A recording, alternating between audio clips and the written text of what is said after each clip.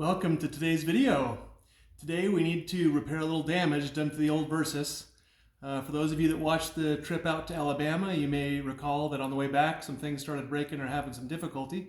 My rear left blinker had broken off and was dangling. I was able to tape it up and finish the trip.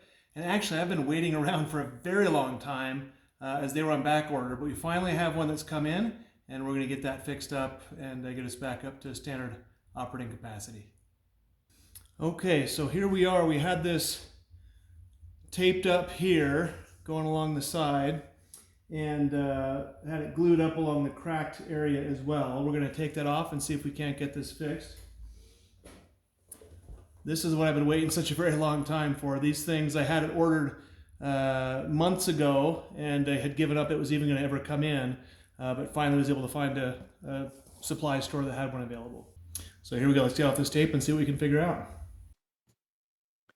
So this is just getting off the Gorilla tape. It was actually really very strongly adherent to the bike, and I maybe could have just left that for the rest of the life of the bike with how strong it was, but just for a cosmetic and I suppose a dignity standpoint, wanted to get it changed out. Just left a little adhesive behind that I have to take off, but otherwise was really quite strong. This now is separating the two pieces, the right and left of the rear fender assembly. There's a screw, as you saw, I was just taking off behind the light assembly, as well as a screw just beneath the light that illuminates the license plate. There's actually a third screw that I was having a hard time finding, and so then I moved on to something else to distract myself. Before we get too far along, I think we need to make sure we know what we got in so I don't damage anything that needs to be kept. This is what we got here with the packaging. We got the wiring and the housing.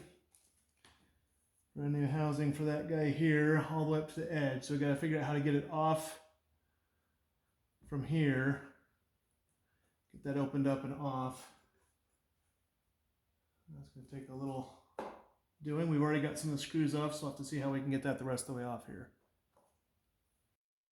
So here I've discovered the third screw right beneath the bracket for the license plate. Taking this off allows you to separate the rear fender pieces just enough to manipulate the wiring.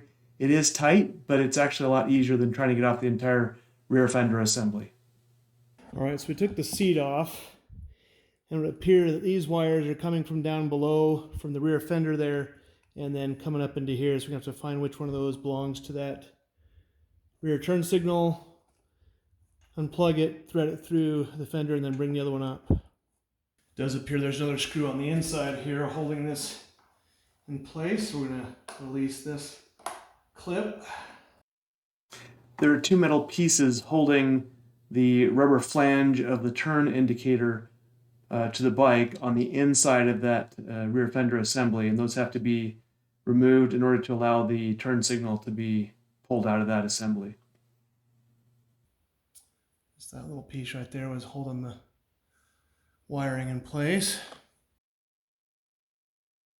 The second metal piece is actually around the wiring, or the wiring is threaded through it, so it cannot be totally removed until you've unplugged and unthreaded the wiring. But I'm here trying to show it once I get it separated out with the screwdriver. You can see a little black piece there, and then that allows the rubber flange to be able to be removed or pulled out from that assembly. So I just sort of pulled this out of the housing there, and we're going to have to thread this clip onto the new, this little metal clip onto the new one, but just between kind of manipulating this, we're going to try to find out which one underneath the seat it belongs to, and we'll unplug it and take it out. I had an idea to turn on the turn signals, and that way, by unplugging one of the cords, I could see which was which. Thought that was pretty neat, but it turns out they're actually color-coded. Well, it turns out they are, in fact, a little bit color-coded. The replacement plug is black, and there's a black and a gray plug in the back, and so it was actually left side was black, right side was gray. Got that figured out, just got to get it pulled out now. One of the challenges here looking under the seat is the wires are all coming up from some areas kind of deeper within the frame, and so it's kind of hard to get to. I'm going to see if we can undo a couple of these bolts and get that a little bit more exposed so we can slide that through. Okay, so it is coming together slowly. I took off these two and loosened a third one, and then it's got a fourth bolt there holding that rear fender on. But by loosening those, I was able to open up the hole a little bit where this is going through, so I just slid that through. We'll get it slid through the rest of the way. My challenge is also going to be how to feed the other one back up. Do I have to take off the whole rear fender or not?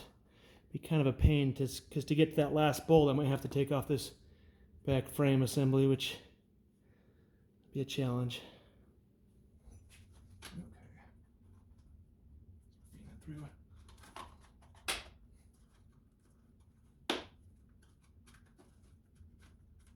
Well, it was rather difficult. We were able to get the old assembly out intact with this little plastic rectangle getting kind of stuck up around the turns at the end, but we got that out. So I got to get the other one threaded up there and through this clip. Okay, so now this little metal clip is going to get threaded back on here, and that's going to kind of sit down on the inside of this. It needs to be in there on the inside of this fender. This metal clip and the other metal clip are going to be on the inside of this fender, while the rest of this assembly comes from the outside of the fender, coming in that way. I don't want to have this set too much right now. There we go. So I actually need to feed it through here first. Feed that guy through here. And then we can feed this clip back on.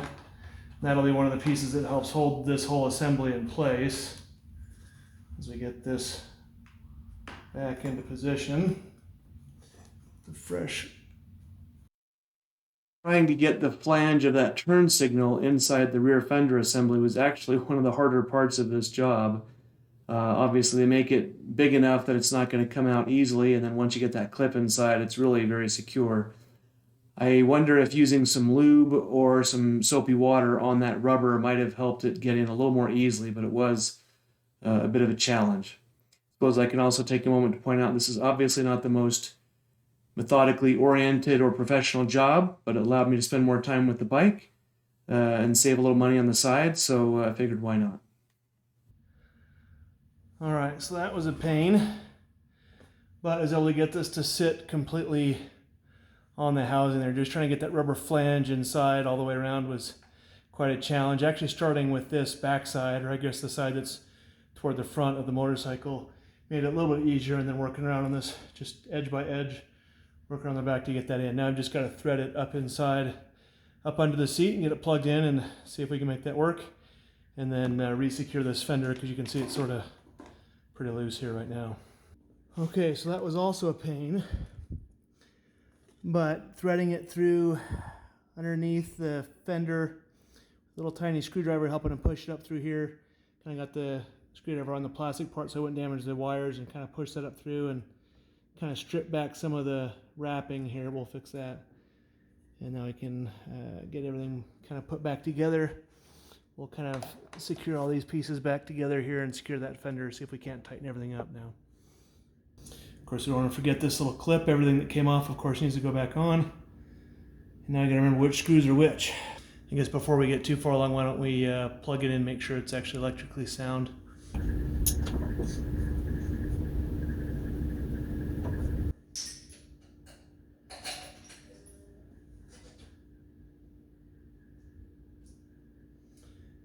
There we go. We've got a functioning blinker. Just got to tidy up the rear fender assembly, get it all secured again, and should be good to go for our upcoming trip. All right, so we're going to see if we can't get this little clip and the screw associated with this other metal clip that's inside to sit into the proper position to kind of help secure this from the inside.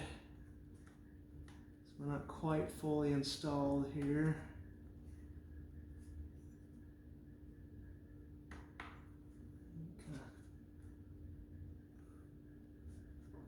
Sits inside that rubber flange. to apply some extra radial pressure on it to keep it expanded so it doesn't allow the rubber housing to come out or shake away, which is not what happened for me. And then this little second metal piece is just going to hold that in position there. Get that to sit in. There we go. I think.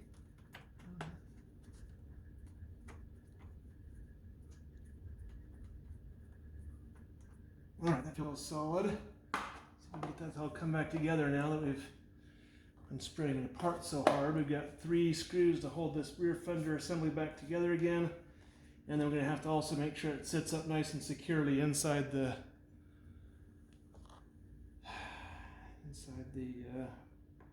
bike frame there. Let's start tightening these guys up.